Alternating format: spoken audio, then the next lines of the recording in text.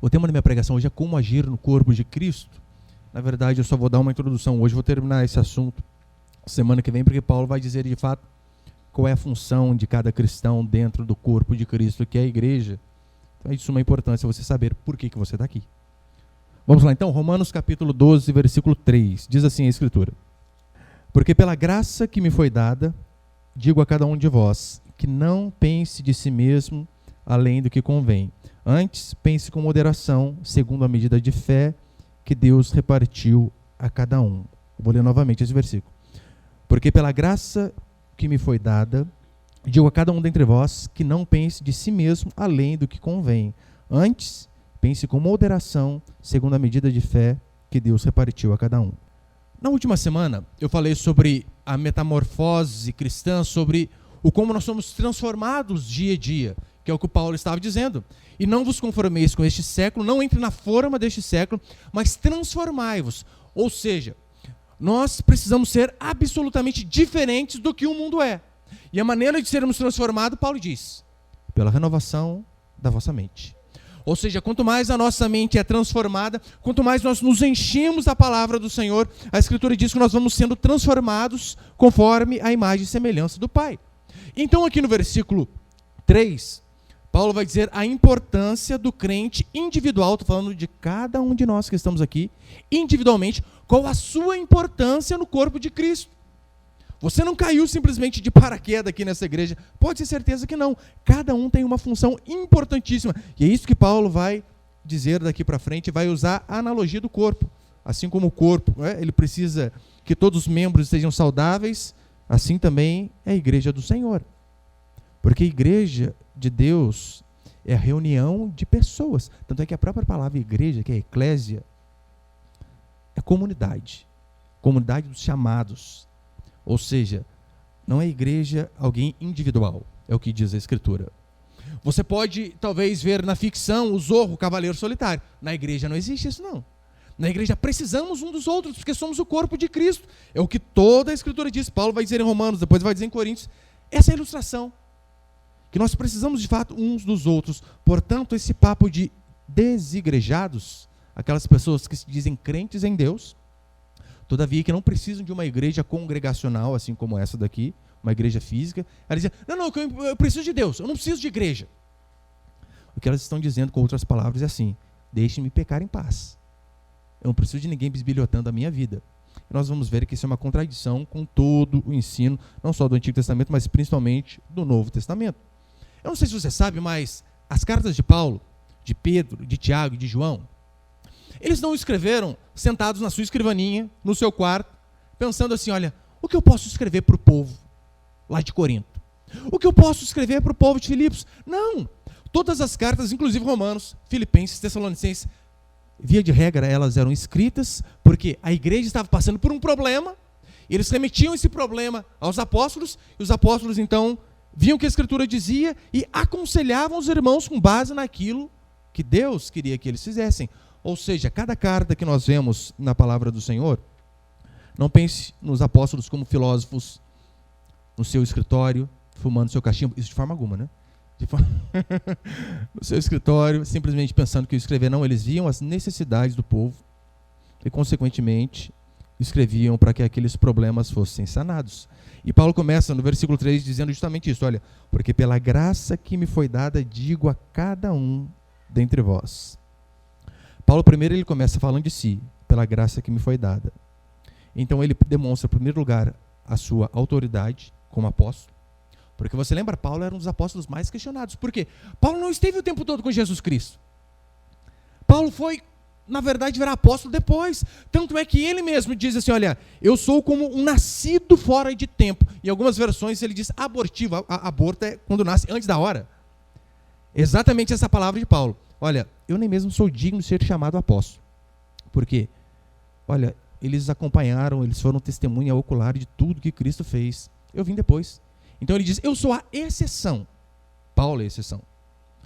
E Paulo vem justamente dizer isso aí, olha, mas eu tenho autoridade apostólica assim como todos aqueles tiveram. Eu vou dizer mais para frente, você vai ver que Paulo, na verdade, trabalhou mais do que eles ainda. Mas ele afirma a sua autoridade sem deixar escapar a sua humildade. dizendo que assim como a graça de Deus foi sobre a vida de cada um de vocês aqui, assim também foi comigo. Por quê? Porque eu não sou diferente de vocês. E então ele vem fazer essa analogia maravilhosa do corpo humano. Assim como o corpo, ele é composto de vários membros, cada um na sua função, cada um desempenhando um papel diferente do outro, mas todos juntos, eles pensam sempre no melhor, obedecer a cabeça e progredir. E é esta alusão, a analogia que Paulo faz da igreja. A igreja, por mais que tenhamos também funções diferentes dentro da igreja, uns talvez podem ter mais primazia do que outros, mas sem sombra de dúvida, todo membro é importante. O grande objetivo do corpo de Cristo, da igreja que somos nós, é glorificar o nome do Senhor. E é por esse motivo que ele diz que nós devemos ser humildes e que nós devemos reconhecer que não somos nada sem a graça do Senhor. E com base nisso eu quero passar apenas 2 princípios esta noite. Põe o primeiro ali, por favor, meu irmão. O primeiro princípio, seja humilde. Mas no versículo 3, Paulo diz, porque pela graça que me foi dada. O que ele está dizendo em outras palavras é o seguinte, olha, vida cristã é pela graça do Senhor. Vida cristã se resume em graça. Não há lugar dentro do cristianismo para vanglória, para orgulho, para pessoas que sempre se acham melhores do que as outras. Paulo já começa dizendo assim, olha, cristianismo é graça, ou seja, nós não fazemos para merecer, mas a graça de Deus foi derramada sobre cada um de nós, portanto não temos do que nos vangloriar. A vida cristã, ela começa pela graça, mas isso não é apenas a entrada na vida cristã. Assim é a vida cristã por todo o período enquanto estivermos aqui nesse corpo mortal, aqui nesta terra. A nossa vida deve ser governada pela graça do Senhor. Nós não apenas começamos dessa maneira, mas devemos continuar assim. Porque a partir do momento que nós deixamos de perceber que nós somos frutos da graça do Senhor, a partir do momento que nós acabamos, por algum motivo ou outro, nos vangloriando daquilo que nós fazemos, das nossas obras, dos nossos feitos, nós acabamos perdendo a humildade e acabamos esquecendo exatamente isso aqui que Paulo diz. Que a graça de Deus tem sido sobre nós e acabamos achando que somos melhores. Pode ver, via de regra, a vida cristã começa assim. Nós reconhecemos que somos pecadores. Assim é o começo do cristianismo.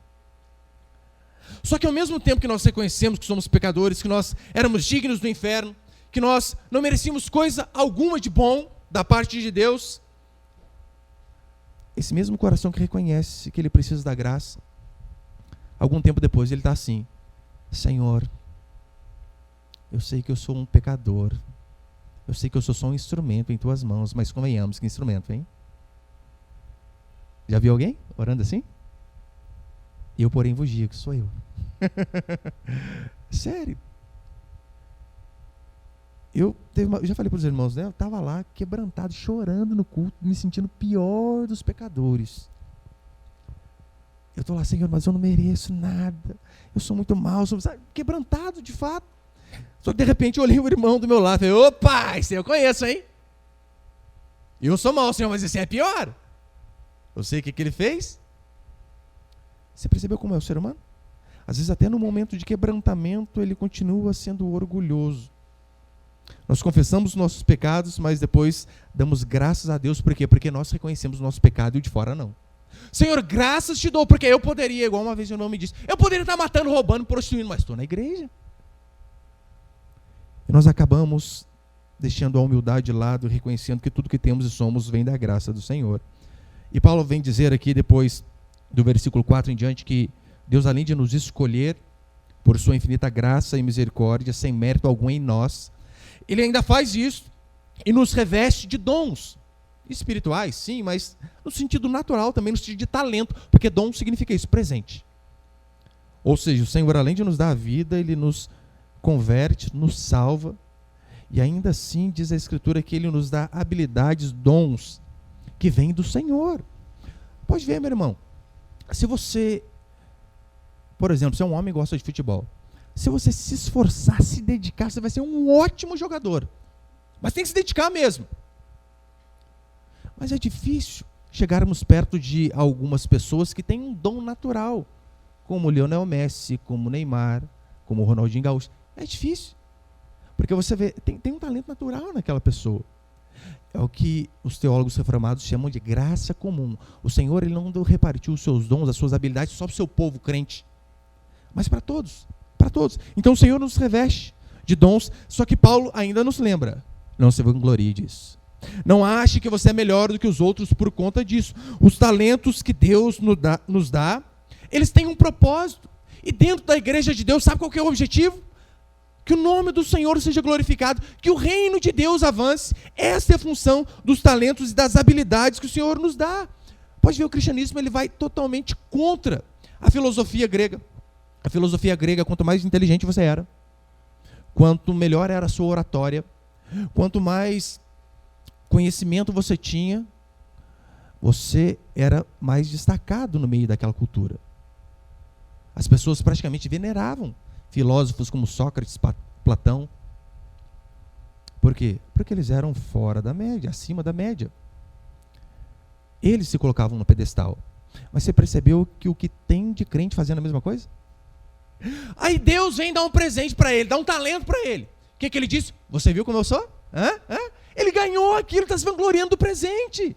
Exatamente isso que muitos fazem. Pastores fazem isso à torto e à direito. Eles, em vez de glorificarem a Deus com o talento que o Senhor o deu a ele, o que eles fazem?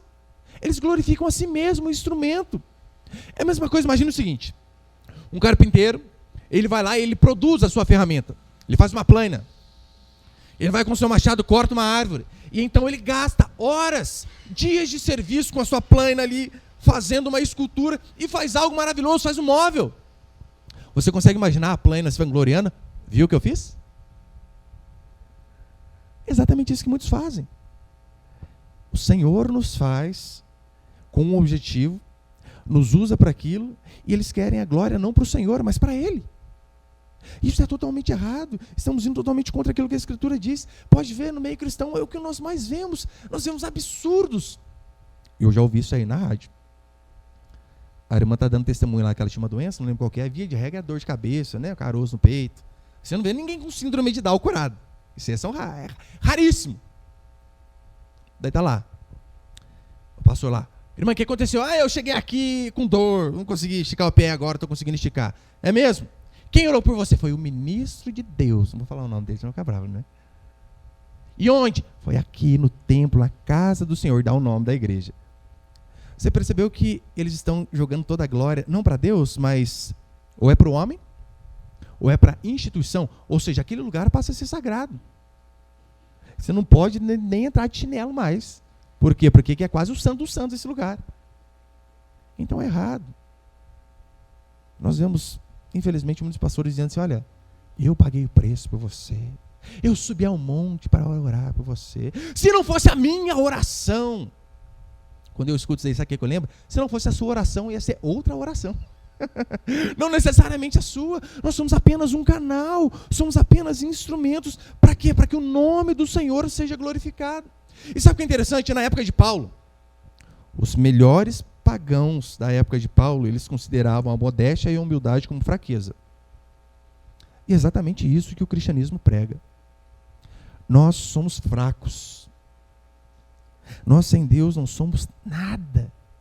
Meu irmão, uma bactéria pode acabar com a sua vida. Uma casca de banana no lugar errado. Minha mãe, ela cuidava de um senhor que caiu de uma cama de 50 centímetros de altura. Tetraplégico, só mexia o olho. O ser humano não é nada. Só que ele vive se vangloriando. Agora, o cristianismo diz que nós devemos sim reconhecer a nossa fraqueza e sermos humildes por conta disso. É por isso que você não pode, de forma alguma, ser adepto à teologia do coaching. Hoje em dia tem pastor que não é nem pastor, mas é coaching, e muda até o nome. A pregação dele é baseada não naquilo que a Escritura diz, mas é baseado em mensagens de autoafirmação, de autoajuda, mensagens do tipo: olha, creia em você mesmo. Olhe para o leão que há dentro de você. Já viu o pastor Piada fala essa ilustração, né? Ele conta a ilustração, não vou falar o nome dele, fica antiético. Estou aprendendo agora a ser mais ético um pouco. Ele conta a ilustração do filme do Rei Leão. E os irmãos que já assistiram o filme lembram, né? Até quando é criancinha lá. O que acontece? O Simba, ele foge porque ele estava sendo perseguido pelo tio dele. E então, Uma hora ele está olhando para a água lá e vê o pai dele no fundo. E o macaquinho, como que é o nome do macaquinho mesmo? Esqueci o nome do macaco lá. Que dá uma cajadada na cabeça dele para ele acordar depois. E ele dizendo assim, olha, há um leão dentro de você. Desperte esse leão que há dentro de você. Você percebe que a mensagem não é mais bíblica, é totalmente motivacional. Não fique deprimido pelos cantos, mas dentro de você é um leão. Só quando você acorda, né, com esse cabelo todo esparramado, bafo de leão. Aí você acorda desse jeito mesmo. Acorda um leãozinho. Mas você sabia que nem no filme é essa a mensagem? A mensagem é de um irresponsável, porque foi isso que Simba foi. Ele fugiu de suas atribuições. Ele tinha que ficar ali e lutar pelo reino do Pai, e não fez. Ou seja, eles trocam até a mensagem. Para quê? Para dar uma motivada no povo. Creia em você mesmo, confie em si. Quem não te ajudou vai se arrepender. Isso é um absurdo. A Escritura diz, considere os outros superiores a si mesmo. Eu não sei quanto a você, mas eu tenho muita dificuldade com esse mandamento. Considere os outros superiores a si mesmo. Seja humilde. E qual é o maior exemplo de humildade que nós temos? Jesus Cristo. Ele foi o exemplo de humildade que nós devemos seguir. Ele, Deus, se fez homem. Você imagina, Deus não tem medida de tamanho para ele. Vai colocar Deus igual os adventistas na constelação de Órion? Não dá. Então, ele consegue se comprimir dentro de um ventre e nascer em carne. Ser obediente até a morte de cruz. É o que diz Filipenses capítulo 2. Tende em vós o mesmo sentimento que houve também em Cristo Jesus. Pois ele, subsistindo em forma de Deus, não julgou como usurpação ser igual a Deus.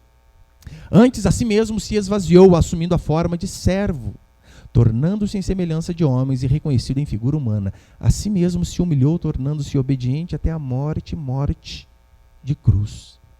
Olha o exemplo. O Rei da Glória se humilha. O Rei da Glória dorme com pescadores. O Rei da Glória passa fome. O Rei da Glória se submete. Você imagina Jesus se submetendo a Maria. Porque é isso que a Escritura diz a respeito dele. Mesmo sendo Deus, diz assim, em tudo lhes era submisso. Você consegue imaginar Jesus submisso a uma mulher? Jesus, vai lavar a vasilha lá do almoço. Sim, senhora, mãe. Mãe, mas se eu quisesse, um anjo tacava um raio na cabeça da senhora. A senhora sabe, né?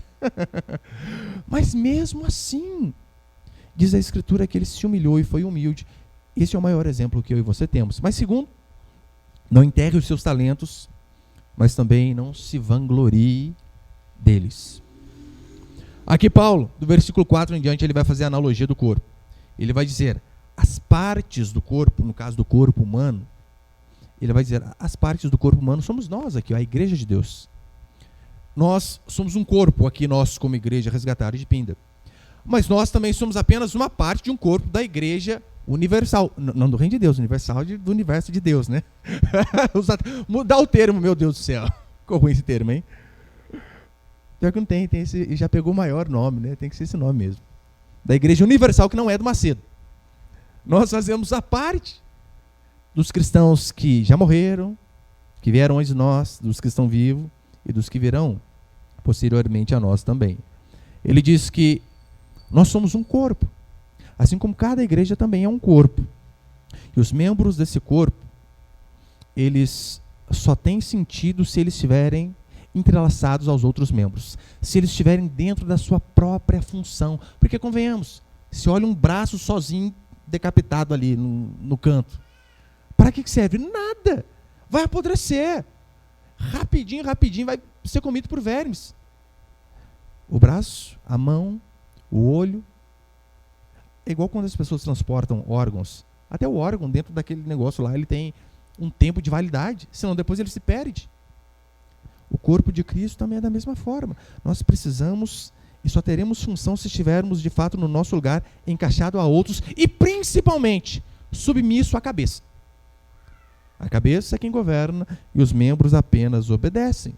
E Paulo diz, né, porque pela graça que me foi dada. Ou seja, Paulo, de fato, ele reconhecia que a graça, que o favor imerecido vinha da parte de Deus, não em resposta daquilo que ele fez, mas ele também dizia, eu preciso reconhecer que eu sou um apóstolo, Mas se não fosse a graça de Deus sobre a minha vida, eu não seria ninguém. Paulo, quando ele vai se apresentar aos filipenses, ele nem se apresenta como apóstolo. Paulo, servo. Olha a diferença. Para alguns ele sim precisava demonstrar que ele era autoridade apostólica, então ele dizia Paulo, apóstolo de Jesus Cristo. Mas para Filipenses, por exemplo, que era uma igreja que ele amava muito, que ele tinha uma consideração muito grande por ela, ele dizia Paulo, irmão, servo de Jesus Cristo. Ele não dizia Paulo, o grande, o brilhante, o excepcional aluno de Gamaliel. Meu irmão, Paulo estudou nas melhores faculdades da época. E mesmo assim era alguém extremamente humilde. Trabalhou duro, isso é verdade. Porque Deus o revestiu de talentos. Mas todavia não deixou jamais a vanglória tomar conta do seu coração. Por mais que às vezes você lê algumas passagens e diz, Paulo do céu, eu já vi cara que se acha, mas esse Paulo aqui, meu Deus, hein? Mas mesmo assim ele era humilde. Por exemplo, em Filipenses 3 ele diz assim, olha, imitai o meu exemplo. Em 1 Coríntios ele diz, sede meus imitadores. Não que fosse para as pessoas falarem como Paulo, porque muitas pessoas pensam que assim, o que é ser imitador de alguém? É você ter os mesmos trejeitos, os mesmos gostos, torcer para o mesmo time. Eu, pelo menos de onde eu vim, disse assim, ó, fulano é o meu discípulo. Meu discípulo em que sentido? Ele parece comigo. Não, Paulo dizia, sede meus imitadores como eu sou de Cristo. Ou seja, imitem o Cristo que há em mim. Não me imitar. Já percebeu? Os pastores da Universal, tudo igualzinho, né? Então a gente vai falar assim, né? Porque Deus aqui vai fazer. Aí você pergunta, pastor, por que eles ficam o dedo assim? Porque eles copiam o Macedo. E por que o Macedo faz isso? Porque tem um problema na mão. É sério. Ele tem um problema na mão. Dê as biografias dele lá, nada a perder. Não lê não, você tem muito a perder. Vai perder tempo você ler aquilo lá. Mas deixa que eu resumo para você. Mas via de regra é isso. Por que tudo não é assim? Porque o Macedo faz. E por quê? Porque tem problema. Cara, imagina se tivesse um chique nervoso assim, imagina. O pessoal ia pregar tudo assim, né? Mas não é isso que é ser imitador. Paulo dizia, ser de meus imitadores como eu sou de Cristo. Na primeira carta dele aos Coríntios, ele vai dizer assim, capítulo 4, verso 15. Porque ainda que tivesses milhares de preceptores em Cristo, ou seja, milhares de pessoas vieram antes, porque ainda que tivesseis milhares de preceptores em Cristo, não teríeis, contudo, muitos pais, pois eu, pelo Evangelho, vos gerei em Cristo Jesus. Admoesto-vos, portanto, que sejais meus imitadores. Que Paulo está dizendo o seguinte, vocês têm muito a dever para mim, sabe por quê? Eu gerei vocês em Cristo. Eu preguei para vocês. Deus usou a minha vida para que vocês pudessem se converter. O pastor Paulo não estava sendo arrogante de forma alguma. Tem uma outra passagem onde ele diz que, olha, eu mesmo sou um apóstolo nascido fora de tempo, mas ele ainda completa assim, mas eu ainda trabalhei mais que todos eles juntos. Você acha que é arrogante ou não? Não era. Porque Paulo sabia, eu trabalhei porque o Senhor foi gracioso e misericordioso comigo, porque Ele me revestiu de talento, de força, de vontade, e é assim que tem que ser. Paulo sabia, olha, uns têm melhores condições do que outros, melhores oportunidades, mas jamais devemos esquecer que se você tem uma condição financeira melhor do que do outro, se você tem o intelecto melhor do que o outro, se você teve a oportunidade de estudar mais que o outro, que todas essas coisas devem entrar no pacote e você pensar da seguinte maneira, para que eu uso isso em prol do reino de Deus? Como eu posso usar a condição financeira mais favorável que Deus me deu? Porque nem todos têm a mesma. Você acha que tem? Meu irmão, Deus não é socialista não, é por isso que nem todos aqui têm condição de pagar uma faculdade para o filho. Deus é mau? Óbvio que não. Nem todos aqui têm a mesma conta bancária, nem todos aqui têm os mesmos talentos. O mesmo talento não tem. Uns são diferentes de outros. Mas mesmo assim nós devemos perguntar, já que Deus me capacitou algumas coisas, como eu posso usar os meus talentos e meus dons em prol do reino de Deus para que a igreja do Senhor avance? E Paulo, você pode ir só uma página comigo? Para frente aí, capítulo 12, não, versículo 12 mesmo, versículo 6 a 8. Paulo vai dizer assim, tendo, porém, diferentes dons, segundo a graça que nos foi dada, se profecia seja segundo a proporção da fé, se ministério, dediquemo-nos ao ministério, ou o que ensina, esmere-se no fazê-lo. Não são todos que têm o dom de ensinar. Ontem mesmo, estava na casa de um irmão, na comunhão lá, e ele tem um brinquedinho que, tipo um patinete elétrico andando para tudo que é lado. Ele explicando muito melhor do que eu como que anda. Eu fui ensinar o meu filho, eu falei, não consigo, explica aí. Porque vai cair, vai apanhar. Então você explica. Melhor. Nem todos têm o mesmo dom. Se ministério, dediquemo-nos ao ministério. Ou que ensina, esmere-se no fazê-lo. Ou que exorta, faça-o com dedicação. Ou que contribui com liberalidade. Até contribuir é dom. Então, uns têm mais probabilidade de contribuir do que outros. E a Bíblia diz, faça com liberalidade. É uma oportunidade que Deus deu a você de ajudar. O que preside com diligência, quem exerce misericórdia com alegria. Consegue ver que, independentemente do dom, do talento, da função que nós tenhamos dentro do corpo de Cristo, todos nós devemos agir com o mesmo objetivo. Qual? Que o reino de Deus avance, que o evangelho chegue a cada dia mais longe. Você já fez essa pergunta? O que eu tenho feito em prol da minha igreja? Igreja que eu falo é igreja local aqui, a nossa igreja. O que eu posso fazer com o talento que Deus me deu para ajudar? Seja com as crianças, seja no louvor, seja cantando, seja tocando, seja contribuindo, seja visitando, seja orando, seja intercedendo. O que eu posso fazer para ajudar? Porque isso é ser espiritual. Espiritual não é você ficar orando lá 3h30, não. Ser espiritual é você também colocar a mão na massa e pensar, como eu posso contribuir, como eu posso ajudar? Agora, a espiritualidade ela começa a baixar quando os ofícios começam a subir, onde as pessoas começam a aparecer mais do que Deus. Daí as coisas começam a ficar ruim dia a dia, infelizmente. E como a Escritura diz aqui para encerrar, olha, é Deus que de fato reparte os dons. E se é Deus que reparte esses dons à igreja, não tem por que ficarmos vangloriando, achamos que somos melhores do que outros. Achando porque a sua função talvez tenha mais visibilidade que você é melhor. Não, não. Todos, de fato, são importantes dentro da igreja do Senhor. É o que Paulo diz no versículo 3, né, que nós lemos aqui. Pela graça que me foi dada, ele diz assim, digo a cada um de vós que não pense de si mesmo além do que convém. Olha que interessante. Não pense de si mesmo além do que convém. Antes pense com moderação segundo a medida de fé. Essa palavrinha moderação aqui é de onde vem a nossa palavra sóbrio. Que ele está dizendo o seguinte, não se embriague com o talento que Deus te deu.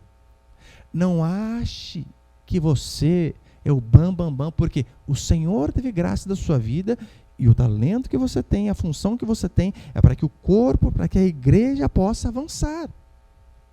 Não adianta você falar, Senhor, eu sou só um servo, mas convenhamos, né? O meu trabalho aparece, o do outro não. Mas você percebeu que para que o trabalho de um apareça, há toda uma logística por detrás? Agora, se você fica se vangloriando do dom que Deus te deu, você está perdendo humildade, você está perdendo, na verdade, a sua função dentro do corpo de Cristo. Se achar melhor que os outros, você vai acabar desprezando o seu próximo. É por isso que a Escritura diz, olha, pense de você com moderação. Não pense de forma alguma que você é a última bolacha do pacote. Não é. Pode ter certeza. Não pense que a igreja vai parar de funcionar se você deixar de vir. Não vai. Não vai. Eu lembro, igual, né, eu gosto de dar o exemplo do irmão Robson, que ele toca que é uma maravilha. O irmão é extremamente humilde. De fato, um que sabe tocar aqui é ele, né? O resto a gente só engana. A gente vai levando. E eu erro de montão, é que vocês não percebem. Eu erro de montão e nem olho minha cara e passo, problema não, toca aí. Toca isso. O dia que o senhor quiser, vai tocando. Não fica bravo, fica na vendo as coisas, fica assim, pastor, não tem problema não. E é interessante que teve um dia, meu filho tem 8 anos que toca teclado, e os irmãos dizem, né, nossa Samuel, está tocando bem, nossa, que legal. E o peitinho do menino vai inflando, igual um pombo, né? Vai enchendo, né? Daí tem um dia, eu tô lá em casa, e ele, nossa pai, eu tô tocando bem, não tô? Eu falei, tá filho. E olha que eu só tenho 8 anos, hein pai? Nossa, imagina quando você tiver uns 15, hein? Nossa, pai, eu vou estar tocando muito melhor que hoje. Menos, tá, Samuel? O pai já entendeu a mensagem. Daí tem um dia, nós estávamos aqui na igreja, e o irmão Robson começou a tocar teclado também. O irmão é quase uma banda, né? Faz tudo, teclado, violão, sopro. Ele começou a tocar. E o Samuel viu ele tocando. Ficou triste. Chegou em casa e disse assim, pai, eu acho que o louvor não precisa mais de mim. Por quê, filho? O Robson toca muito melhor do que eu. Ele toca mesmo, muito melhor. Nossa, não toca nada para dele. É por isso que ele vai tocar no casamento da irmã, você não vai. Já não é apertadinha mais, né? Para ele ver que, olha, tem pessoas melhor que você. Você não é o centro disso daqui. Nós precisamos lembrar que não devemos jamais pensar de nós além do que convém. É isso que Paulo diz. Não se embriague com seus próprios talentos, como eu acabei de dizer, né? Não enterre os seus talentos, mas também não se vanglorie deles de forma alguma. É claro, né? Temos funções diferentes? Óbvio que tem. No corpo humano é assim. O olho tem a mesma função do pé? Não. O braço tem a mesma função do joelho? Não. Mas todos precisam andar em conjunto para que o corpo possa se mover para o lugar correto. Paulo vai dizer assim em 1 Coríntios: pois quem é que te faz sobressair? E que tens tu que não tenhas recebido? E se o recebeste, por que te vanglorias como se não tivesse recebido? Ou seja, tudo que nós temos vem de Deus, então não tem o porquê ficarmos nos vangloriando. E só para encerrar, Paulo ele faz a analogia do corpo humano. Eu vou usar um outro exemplo. A igreja também poderia ser comparado a um time de futebol. O time de futebol, via de regra, tem ali os seus 11 jogadores, o goleiro e mais 10. Mas não são apenas aqueles. Há os reservas, há a comissão técnica, o técnico, as mulheres da cozinha que fazem a comida para aqueles jogadores comerem, a tia que passa com o paninho lá, que ninguém às vezes nem lembra o nome dela, o motorista do busão. É uma logística fenomenal.